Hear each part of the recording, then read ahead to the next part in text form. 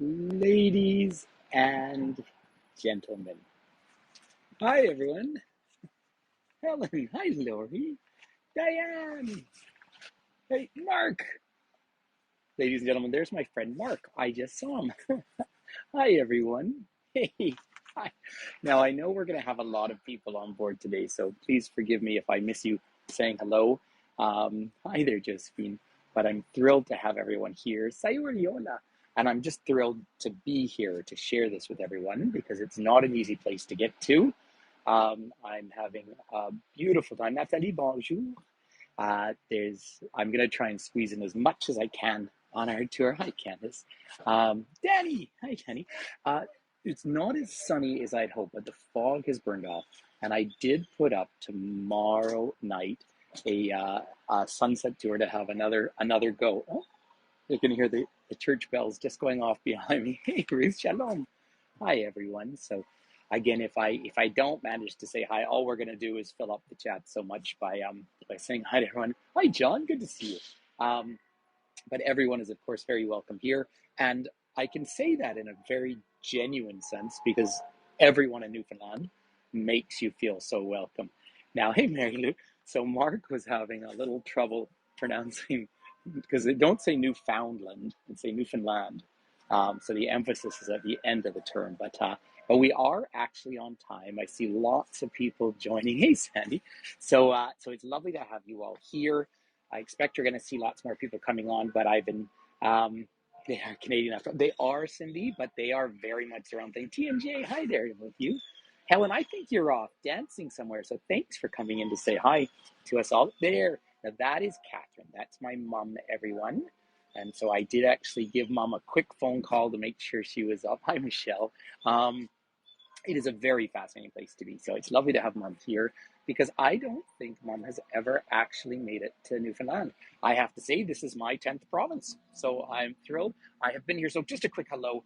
I know people are going to keep signing on. Excuse me if I miss some of your questions because the chat is going so quickly. Keep in mind that I only ever see at best sort of 2 or 3 of the blocks go by. So it can just whiz by me. But I am here. My name is Patrick Toomey. If you haven't met me before, I am indeed Canadian, but I don't live here at all. It takes me 7 hours of flying to get home, 3 to Toronto and 4 to Calgary, and then, of course, a 2-hour drive home. I live in Banff, high up in the Canadian Rockies. Now, hey, Shirley, in a Newfoundland sense, I'm quite high up here. I'm about 120 meters above sea level, and I'm up by St. John the Baptist Cathedral in St. John's, Newfoundland, the capital of Canada's most easterly province, the most easterly point in North America, excluding Greenland, which an argument can be made, but is Cape Spear, about 15 kilometers drive from here. And I'm just up above the bay, and I'm up by the cathedral because I thought it was a good place. I want to try and squeeze in as much as I can of this visit of this gorgeous little city. But let me just, enough of looking at me, let me just give you the view out in the distance. And for those of you who joined me last night when I tried to do a sunset tour, I was up on Signal Hill, and there is Signal Hill out in the distance. You're looking out on St. John's Harbor out there and the Narrows. If you sail out from here, your next stop is, if you're going east, is probably France. It's actually south of Ireland in the UK, although much, much colder. Hi, Anne. And in fact, to get icebergs, thanks, Michelle, icebergs coming down here that come off of Greenland. It takes 2 to 3 years for them to float down here, but the harbor does freeze up from time to time in the winter. So Newfoundland is actually the province of Newfoundland and Labrador. It came into Canada in 1949, thus finishing Confederation, although Canada did change its borders one more time, of course.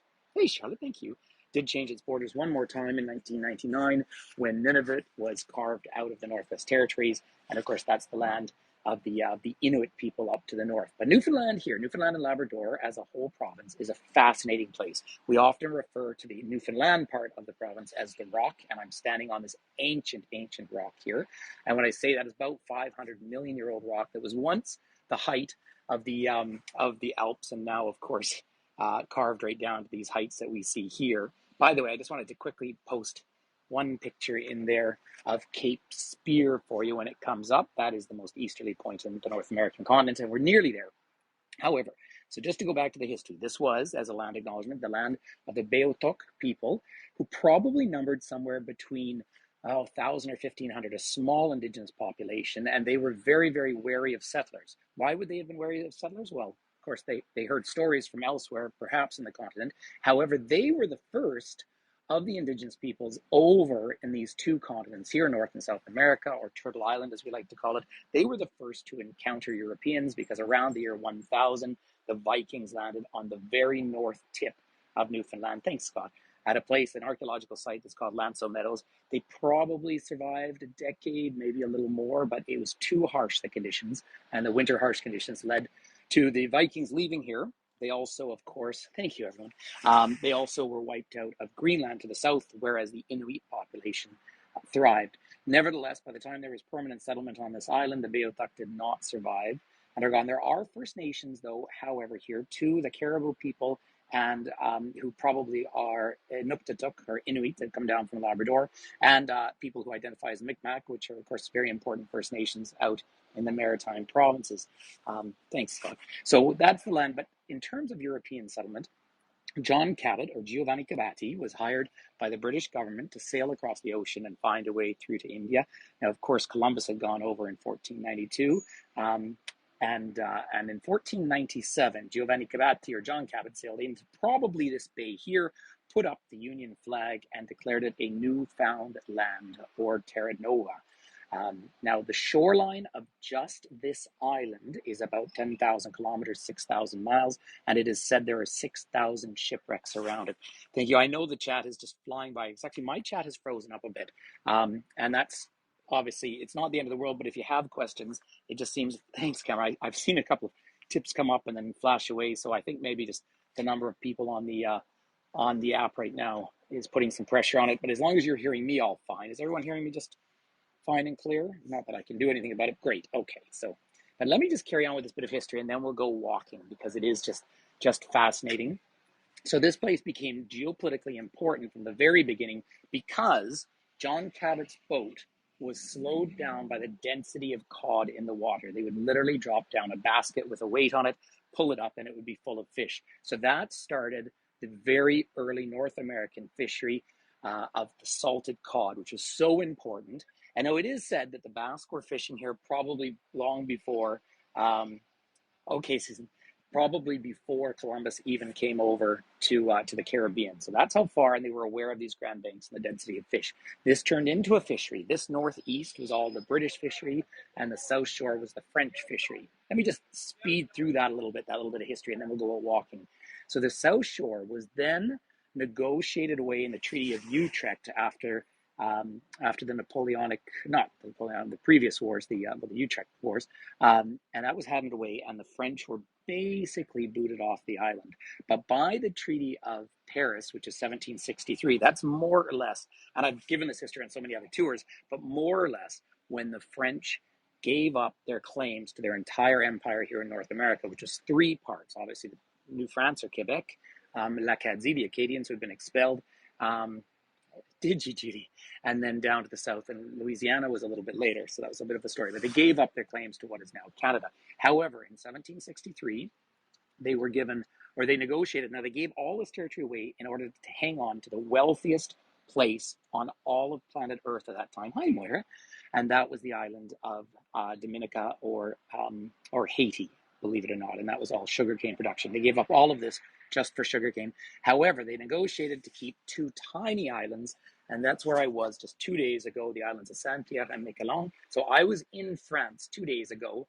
That's right, Ava. And then I took a ferry for an hour and a half, and I was back in Canada. So they kept those islands as a port, and they still have a wedge of fishing rights down through there. So this became a major fishery right from the first time they came here. Of course, they discovered really quite quickly that this was no access across to Asia. They discovered that there was, the rest of the, Laura, it was so cool to be there. I'll do a talk on it because I didn't have a chance. I did do a YouTube video sailing away. But let me go wander around the front here. I just love the view from up here. And it's a lovely time of year to be here too, because the colors are all in the hills. So let's go, and I have to show you some of the houses. There's so much to see. But here's the Basilica of St. John the Baptist right here. Now, about 22% of people in Newfoundland and Labrador would identify as Irish in heritage. They do have orange marches here, so they had early conflicts that way as well. But for the first roughly 100 years, of settlement, the British didn't actually allow for permanent settlements to be made here on the island because people would come over, fish in the summer, salt cod, and then go back home. They would sail out of Bristol, and they generally are people who are desperately poor. The conditions of work were horrendous, but it was actually a living and they had access to food. Out on Saint Pierre Miquelon, they would take children from Brittany and bring them over. I was fascinated to learn about that.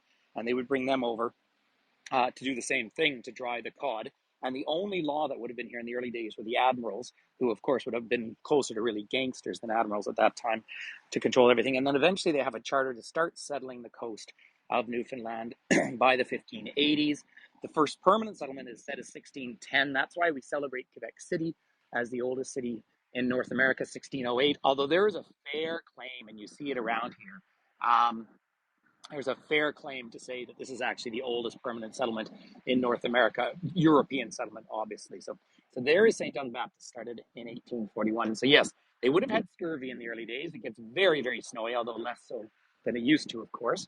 But I did see a comment about the rum, and I was talking about that last night, actually. That was the transatlantic triangular trade, which we've all learned so much about. That history is as horrible as it probably sounds like, because, of course, the ships were coming over from Africa with enslaved people. Probably 11 million, somewhere around 10, 11 million people were transported against their will over to the Caribbean. Of course, 48% of all enslaved people ended up in the Caribbean. 43% down in Brazil, and the rest throughout the Americas. Now, there wasn't enslavement here, but there was really indentured service in this area. But those ships would then go into the Caribbean, they would load up with rum, and they would come up here, and they would unload the cheapest rum to the people here, which is called screech, and you get screeched in at this point as a great tradition. And so they get screeched in, and then they would load up their ships with wood and cod, and that would go off to Britain or France. Trade ended. The Portuguese and the Spanish were here for years and years until the Spanish Armada was defeated. Thank you, Linda. Have a look at this. It's the Heritage Walk. Now, it's a hilly place. So I did go the other night when I got back from Saint Pierre Miquelon. They talk about, just as a side note, the hospitality and the friendliness of the Newfoundlanders is absolutely 100% true. Bonjour, Daniel. So I was with a group of people from both Saint Pierre and Miquelon, who are obviously French, and tourism operators from Newfoundland here. And I ended up going to a kitchen party, which is a classic maritime tradition. We had fresh scallops and pan-fried cod, and of course, rum. Yeah, it's fun. I just want to get over here and try and turn around and get as much of the cathedral in as I can for all of you. But I just love the views from up here. That's about the best I think I'm going to be able to do. It's really not much point in doing a to-me twist on this. There you go, the big Catholic church. But let's get walking. By the way, the rooms up here, which are the provincial archives and the main museum, that is my afternoon plan. And there's a geoscience center as well, which is just so fascinating. The history of this whole region is incredible. There are fewer than 500,000 people in the entire province of Newfoundland and Labrador. However, here in St. John's, there's about 100,000 people officially, and there's roughly 200,000 if you took the greater area. But I'm on the Avalon Peninsula. Aren't these houses wonderful? Now, because of the very, very hard base rock that's everywhere on this island, you see all the wires have to be above ground. And in the wintertime, if they have huge snowstorms, they literally just push the snow down these hills and into the bay, and the bay can freeze up. So I'm sure I'm missing some of the chat here. It's just flying by, but also I'm watching my step because one needs to watch their step. They have a huge freeze and thaw, of course, in this area. But I'd love to share some of these very Victorian homes here. Of course, the wood, and when you do go into the buildings, you feel that they have that kind of uneven nature. Of course, everywhere in this country, we live with that freeze and thaw, but they are just so iconic. Now, there's a few unfortunate buildings, I think, of that kind of brutalist architecture from the 70s, and then that functional sort of government architecture as well. But all that said, you arrive here, and yes, I saw it fly by. The tradition is to get screeched in. You drink the screech, and then you kiss a cod. I have to admit, I have not kissed the cod, but I certainly have eaten the cod, so that was great fun. But the bay is right down below us. You see these lovely steep streets, and I've been so lucky that they had quite a warm autumn here, so I've been able to enjoy the colors. Those of you who did join me last night for a sunset tour, we didn't see the sunset whatsoever. But I'll show you what sunset can look like up across this bay, and I am going to try again to to tomorrow. Yeah, I see Moira's here. It's lovely to have you back. I know you've been doing some fabulous travel, Moira. It's been fun to watch on social media. So check this out, the Benevolent Irish Society. Now that's established way back in 1806, one of the oldest benevolent societies anywhere in North America. Some of you have maybe heard of Fogo Island. Fogo Island's off the northeast coast of Newfoundland. That's where they built this fabulous new hotel, but it's something like $2,500 or $3,000 a night to stay in there. But it is said that that is the purest version of an Irish dialect still spoken that probably would have been pre-Great Hunger at that time. So, a really interesting area. But a lot of people here don't consider themselves Irish, even though the accent, of course, really resembles it. The accents change dramatically throughout the island. And of course, the whole big artist community, but so much of the area. Well, the people that I had just been with in this course that I was facilitating were from up and down the peninsula, so the Burin to the south and the northern peninsula, and everyone had different accents along the way, and really fun to listen to. Of course, quite sing-song. I mean, I think it's fair to say the most distinct accent in North America. The only other place with a truly distinct accent, I think, is, hey, thanks, Irene, obrigado. The other place is, of course, New Orleans. But of course, the whole history of this island. Of course, I drove through to the South Burin. Here we are. Kedmin Falcha. So 100,000 welcomes in the Irish language. The Irish language did fade away here, probably the turn of the century, but there is Scottish Gaelic still spoken over in Cape Breton, where I'm going to have to take you next. Look at this lovely street down here. And there we are out to the bay. It is just gorgeous, isn't it? And this surprises people in Montreal as well, where you get these flat roofs on buildings, even though they can get tons of heavy snow here. But they have drains in them. And it actually acts as sort of a bonus insulation in the wintertime. So it was an earlier form of architecture. But now, again, I won't be looking at the chat as I walk down these steps because I could easily tumble over and that'd be the end of our little visit. So I'm sorry if I don't see what you're saying.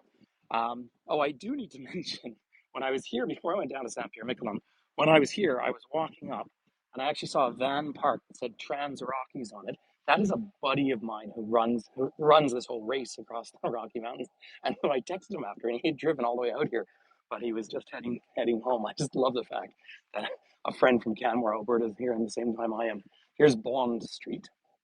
But we'll go down. There's really two main streets down in the heart of town, and we'll go down there. And I have a place that I really want to get to on our walk today. But it is fun just to soak some of this architecture in. There's gorgeous neighborhoods around. But just coming back to the fact that I drove down for about 4.25 hours to get down to the south point where you take the ferry over to Saint Pierre and Miquelon. But feel free to have a look at my YouTube for that Saint Pierre Miquelon little video, because I just didn't have a chance to do a tour with everyone while I was there. And really, I was very, very busy, but I just couldn't get the phone to connect well enough, so I didn't have confidence. The colors are lovely, aren't they? But the point of driving down is, as I was driving down there, you feel like there's nothing on this island. And that's because the first inland community established here was really just the turn of the century. That's because everyone lived around the coast. And this is where you start to get to some of this just deep, deep history. People were so isolated. Right along the south coast, there's all French names because that was French fishing until that was negotiated away. And then the French were actually allowed to fish off the north coast but not settle. And so you have another separation there. But everyone lived in these tiny little port communities. Thanks, Sarah. And so every port they were isolated. They would have been financially poor but food rich because the ocean was so productive here. And then eventually, well, really, there are some shocking events in the history of this incredible place.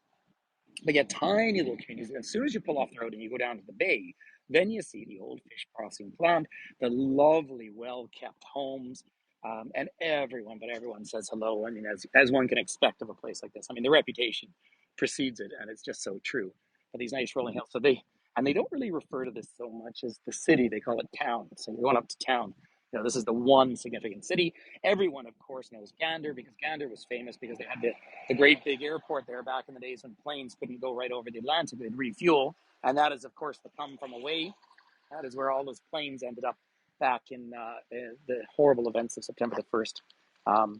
The houses are painted this way for two reasons. One, just the sheer pleasure of having colorful homes, and it really is the flair of the community, and also, of course, just about everyone, one way or another, would have a boat and worked in fishing, and because of that, um, and so because of the fishing, you always had to paint for your boats, and so then they painted their houses, and it's just given so much color to the place. It's just so lovely and really architecturally distinct.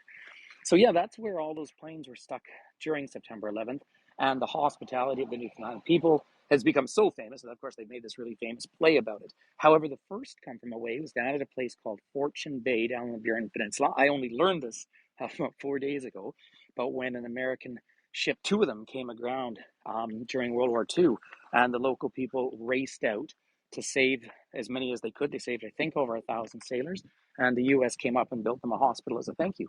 So really neat connections that way. But again, think about right around the coast of this island, you have roughly 6,000 miles, 10,000 kilometers of shoreline. There are 6,000 shipwrecks anyway around this island.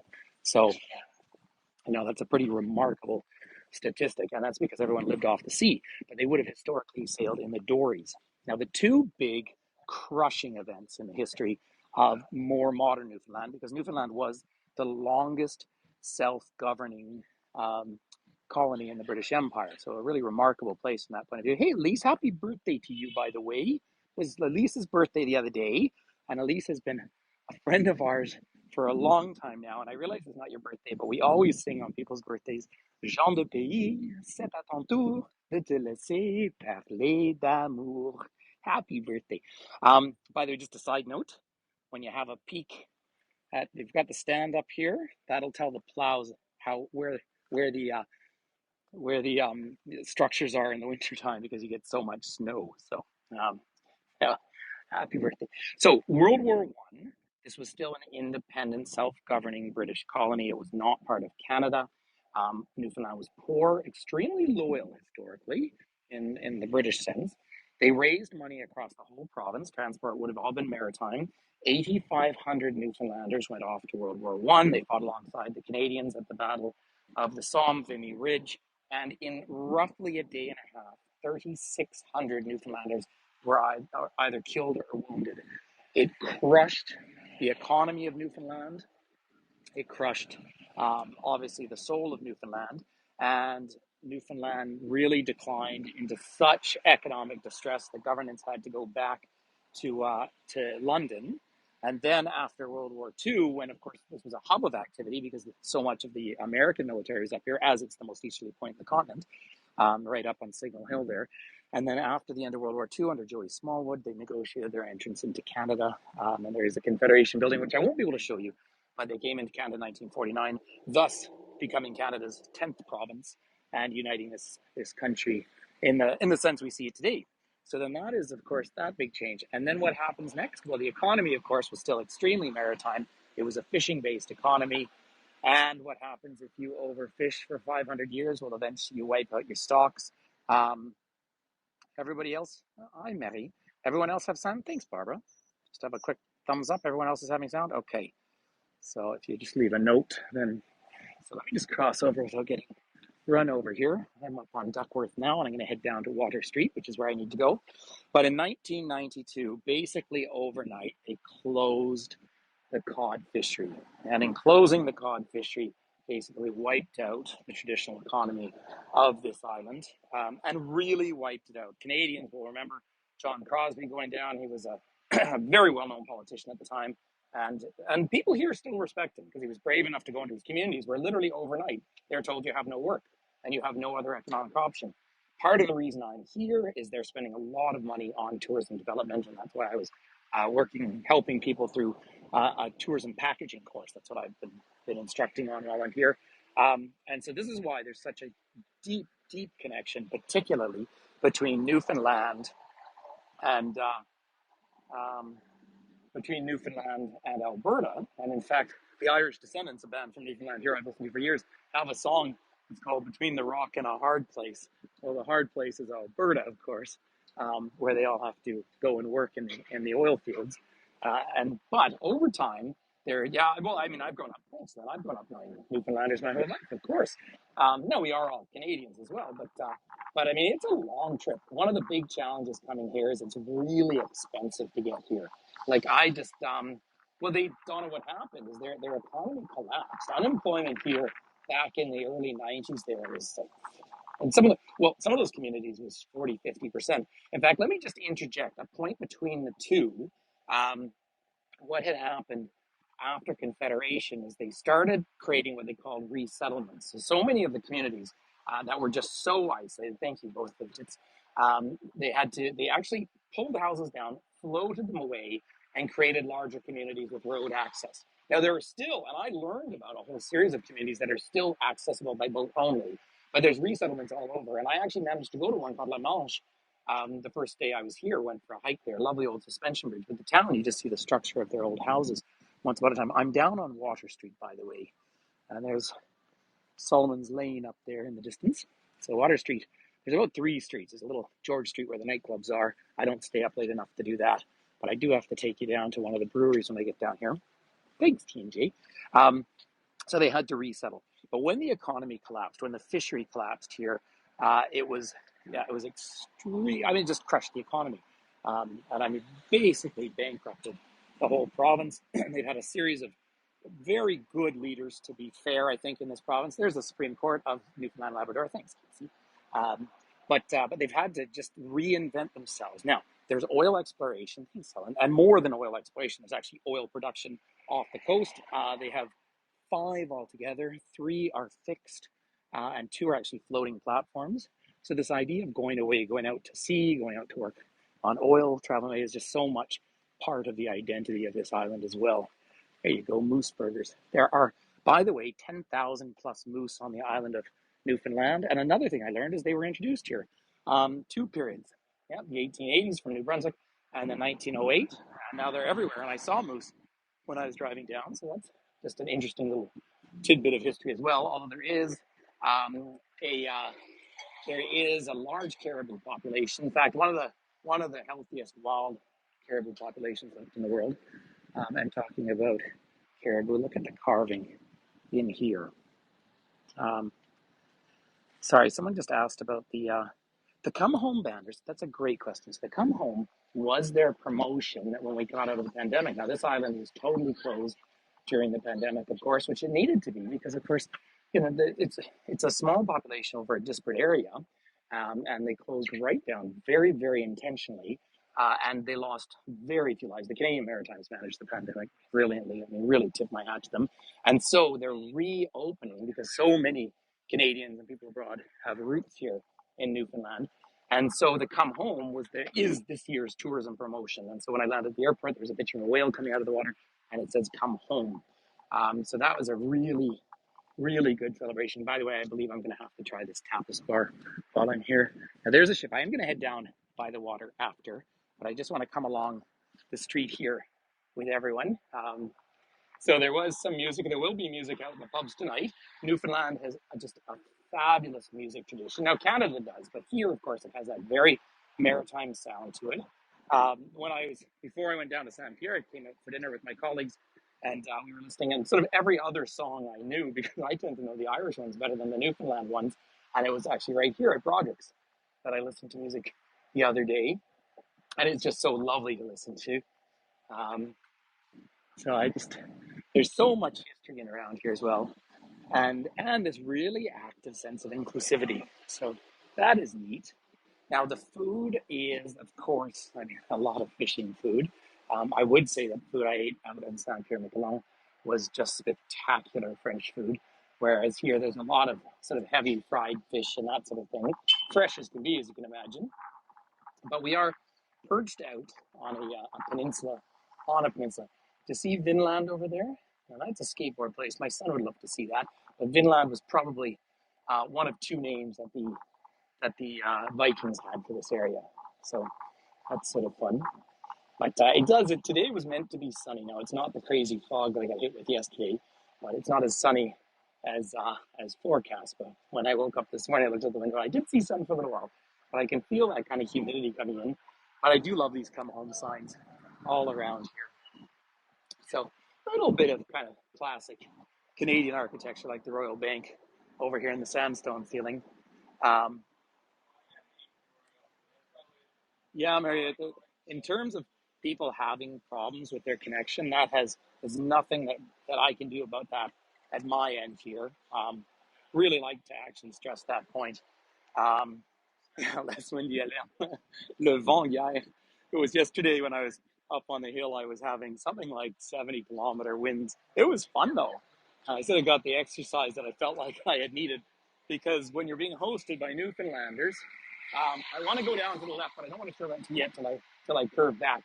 But when you're being hosted by Newfoundlanders, there is just so much food and generosity, which of course is what you imagine, and that's why I mean for forever it is that mark of one of these older isolated societies where you're judged on how you receive someone, and that's pretty important.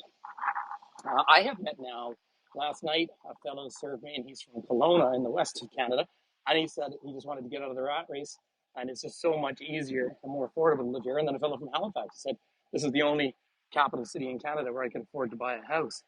Um, yeah, I had a message, by the way. I really don't want to be talking about the Hago stuff too much because I have no control on it, but they did send me a message the other day because I had messaged them when the app was freezing up on me when I was watching other tours. Um, and they said that they've got an update and I think they've taken care of that. So we'll see. Hey, Gail, here's your clothing company over here for you. Isn't that fun to see? There's Gail's clothing. So, uh, but two good museums. Now, Signal Hill up top, of course, is the most popular hike. But this is a bit of a fun one. Over here to the side is the Rocky Mountain Chocolate Factory. You see that right across this country now. And of course, it's interesting because when I hear in a place like Newfoundland, I don't have to say I'm from Alberta. I just say I'm from Banff, and they've either worked a season there, or their friends are working there. It's always, hi, Pamela, nice to see you. Look at the yellow going brewery. That leads up to George Street, which is where all the nightclubs are. And there, I just have to give you one postcard when we get up there. Very, very polite drivers, but from that sense, I'm not going to jaywalk either. But a few things I'd like to show you just up around the corner, and then we're going to come back down. So I just let these cars go by. But as we do, I'll give you a little peek. We will walk down to the harbor, of course, after. But there is the Canadian Coast Guard there, down in the distance, which is very important. You might remember when Brian Tobin was the premier of this province, we almost had a conflict with the Spanish because of illegal fishing. And I'm not saying Canada's the best by any stretch, but of course, it's been very hard for people in Newfoundland when they closed the whole fishery, but the French and the Spanish kept fishing over here. And I am pretty sympathetic to the people from that point of view. A lovely musical statue here. But the real reason I want to come up onto this, because at some point, maybe the next day or so, I might have to come up here and get screeched in. See Trappers John Museum and Pub? That's where you have the screech and you kiss the cod. So that's what getting screeched in is. Yeah. Now, I'm not a huge rum enthusiast personally. And of course, I've spent so much time in Central America and Cuba that it's usually around. Oh, your parents now, where they speak. So this is George Street. This is where all the music, they say, happens at night. And I would. I mean, I can stay up late enough for the first set of songs. But there's the Trinity Pub. By the way, on my course, there was a gentleman, Skipper Bob from Trinity Bay, and he goes out for whales. And just the other day, I was standing on the back of the ferry from St. Pierre-Miquelon. We saw both fin whales and minke whales. But fin whale's the second biggest whale of them all. Lovely street down here. I remember Josephine, those cod wars. Well, I remember the history of it when I first started doing tours over there in Iceland. So it's fun down here and fun pubs. Of course, it's a Saturday afternoon, so there's a reasonable chance when I finish my visit with all of you, I'll have to take some of your donations and go out for a nice pub lunch. Although I really, really want to spend some time in the museum as well today, and then I got a lot more hiking to do. I really just have to work off the fact that I've been fed like a king for a week. Now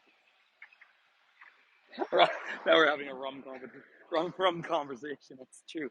But the screech, of course, famous, is very pungent. It's a little bit like that spiced rum, if you ever tried the Captain Morgan's, that kind of thing. Let's head down by the bay, because we need to head down here. Thanks, Polly. Thanks, Elise. Thanks to you. Now, I'm probably, in the time I have, I don't know if I'm going to make it, so I want to put up a picture, which I did show last week. But as this picture comes up, there is Terry Fox, of course, the great Canadian hero. Now, let me just quickly tell you the story. about Terry Fox. Sue, yeah, Sue knows very well. But every Canadian knows who Terry Fox is. He was the young man from just outside Vancouver who lost a leg to cancer. He is the reason why we say we are living with cancer rather than dying of cancer. And he came out here to try and do something about cancer research. At that time, Canada had about 24, 25 million people. And he dipped his false foot into the Atlantic Ocean in the bay here. And he started his marathon of hope, where he ran a marathon every single day on one leg. He was an unknown creature. This one always gets me a little choked up because he arrived to Porto Basque, which is the town that just got wiped out by the hurricane last month, really tragically. The people of Porto Basque, there were 10,000 people there. They went around town and they took $1 off every person and gave it to them. And that's really what kickstarted the idea that every Canadian will give $1 um, for cancer research. So it was really the people in Newfoundland who made him famous. And he's just a fabulous human being. And as you know, the family has raised something like $300 million. It all goes to research, and the cancer that killed him now will not kill you. So, yep, Katie, the first day off is when he went into Ottawa, and then of course the story gets worse because then he went up north in Ontario, which is a huge, huge distance. And one morning he woke up in Thunder Bay and he couldn't move his arm, and all of a sudden the cancer came back and killed him. But it's, I so often, because I do so many tours in Victoria, I always take him to Mile Zero on the other side where he should have finished his run. But now to see it at this end. But I'm going to come and get you a nice view of the bay. It's not a particularly deep harbor, interestingly enough. It averages 10 meters, about 30 feet. Some of you from a maritime background will know all of these. I did years ago take sailing lessons, but in a lake in Alberta. Um, so I had to learn some of that stuff once upon a time. But Robert, little Finn Toomey, for several years raised $1,000 a year. I mean, people do it all over the place. Now, just coming into the concept of fisheries, however, cod is closed now, although they're still fishing for cod down there in Saint-Pierre-Miquelon.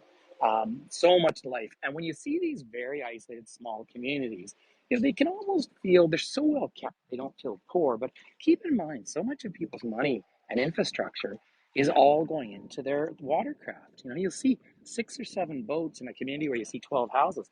Well, those ships are, I don't know what they cost. I mean, I know that the motors, the engines will be like $50,000 just on their own. I mean, it's amazing. By the way, that is the narrows down the distance. Look at this.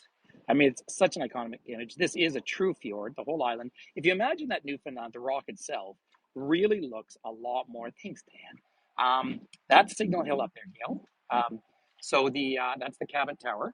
So these are fjords all from the last ice age, of course, where there were. So you're looking up at Signal Hill. You're looking up at about 180 meters above sea level there. About 500 and something feet. But you would have had mountains the height of the Alps early enough. In fact, I thought I had a picture of a sign that talks about that. Let me see. I do. There we go. Gives you a little bit of sense of the history of the formation of the rock out there. Thank you, Sandy. And then, of course, so much ice that there's a good picture, by the way. So that's the Cabot Tower that was built, started in 1897, which was the 400th anniversary of the arrival of John Cabot in here in the harbor. But of course, Signal Hill, or the lookout as it's called, and it truly is a lookout, because that's where you look out, obviously, to the open ocean and see anything that's arriving. So obviously, the Coast Guard is massively important. And then these vessels, of course, are different types of fishing vessels. They are still going out for herring and mackerel at the moment. And I met one very religious mackerel.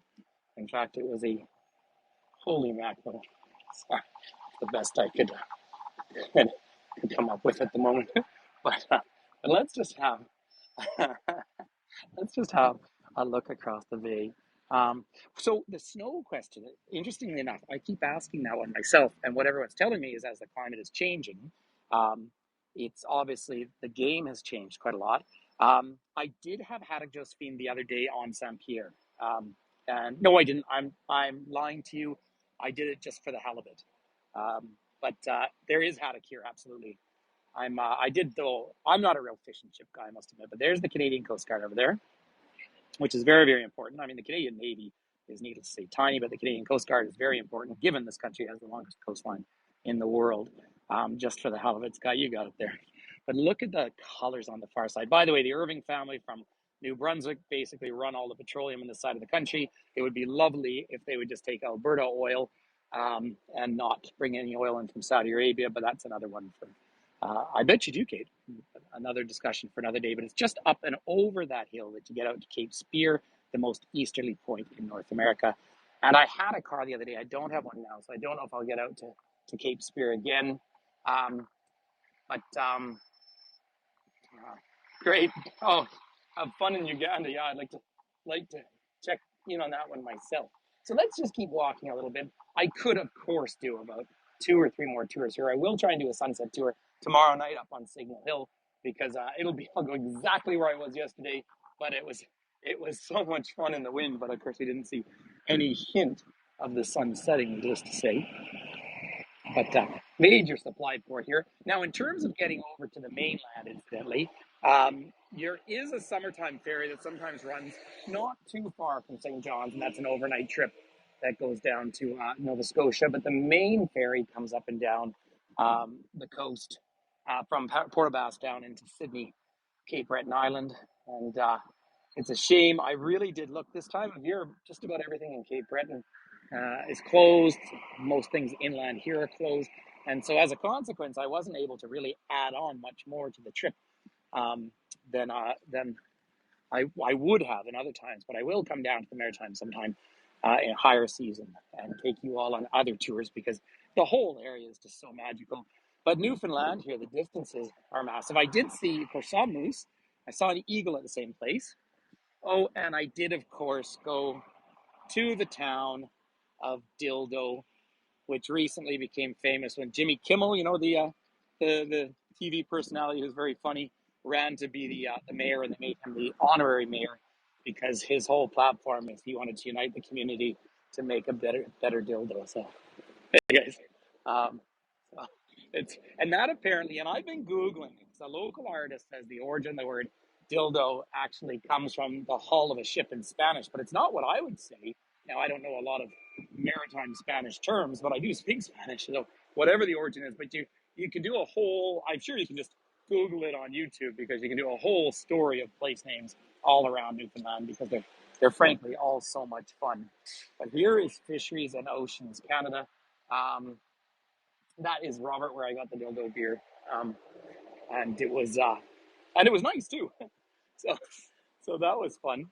I did bring back from Saint Pierre Miquelon some duck confit, and the customs guy spent more time going through customs coming off the islands you can only get to from Canada than I do flying through Toronto. But I think that's because they just don't have enough to do with themselves. But oh, the port is just lovely out here. So let's just go down a little bit more. If I were to walk just to the end of the street, but I probably won't make it in the time that we have allotted, I would actually get to the monument of Terry Fox himself down there. And of course, really, really moving. So whilst I'm here, I have a couple of meetings, and say I want to squeeze in some museums. And then, I'm actually doing a tour in French tomorrow or the next day. That's on a different platform. It's a whole different thing. But I'm going to take them out for a walk while I'm here. But otherwise, tomorrow night, if you want to, they do look like ice.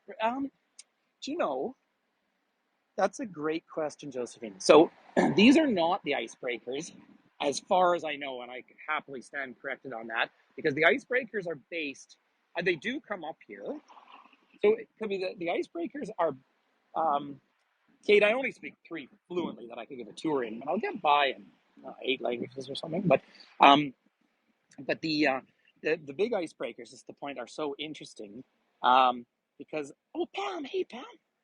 Pam, I was going to try and go on your tour before, but I was getting myself up to the church. The icebreakers have this big round curved bottom on them. I have shown them on tours in Quebec City. I am going to be in Quebec City, by the way, in about 10 days time, but they pull up on the ice and they shake, and that's how they really work. Whereas I have seen the ships that I went over to Saint Pierre Miquelon had the same shape as well, where they are carrying cars on the back, but the front has that very, very high point on it, and that's how they break through the huge rollers that come down. And I had some very open water. Very open water as I was going across to the island. So that's, anyway, that's as much as I know about it. Although, of course, it was fun. We were touring a museum in Saint Pierre, and they were talking about the old Pierre Dories, which are the old wooden ships that they would have fished off of right up into the 1970s. They would have had motors by then. And of course, I was standing around. Oh, you're welcome, Raymond. I was standing around with a group of lovely, lovely Newfoundlanders, many of whom own boats for whale watching and bird watching and that sort of thing. Um, and uh, and uh, and they just were able to explain it all to me. It was really, really interesting. No, the hurricane didn't hit here. The hurricane came across Cape Breton Island and hit. You want to back way out of a map and find out where Port aux Basques is, and that's down at the very bottom tip of Western Newfoundland. That was the town that was wiped out, and when we say wiped out, about half the houses were washed into the water. So, a massive thing. There's the Supreme Court of Newfoundland and Labrador up there. The other thing I have to do on here is go find a coin shop, because my good buddy David, who I stay with in London, collects coins, and I'm going to get him one from here. I have some Newfoundland coins because they printed their own money. It was a tragedy, of course, and what happened, and I wanted to sort of finish that very interesting point. So another one of the people I was chatting with at this conference, thank you. I saw a tip go by, but I missed it. But one of the gentlemen was saying that they go diving, and they bring people and they go diving in dry suits, go down for scallops, that sort of thing. They went into the water, came up sweating, because the water temperature was 18 degrees Celsius. The water temperature here around the shore should be 4 degrees Celsius. That's why, that's why they're having so many terrible changes, because that hurricane came up and they usually peter out as they get up north here, right? Falls of snow. But here what happened is, of course, they just picked up energy again and whacked into the side. Now it's Friday, and we're all crossing our fingers and our legs and everything for rain on the West Coast as well, because if it's meant to rain, if it doesn't rain heavily really soon out there, we're not going to have a salmon run. So, there's a lot happening around this world at the moment that is pretty scary. I know I'm behind a fence here, but it is just so lovely to look out in the harbor as well, out in the distance. Well, it is just, the water in the North Atlantic is getting warmer, and it's changing. They're getting great white sharks here now. And, they say they tagged them, the ones that they went up to Cape Cod. You might remember we talked about it down there.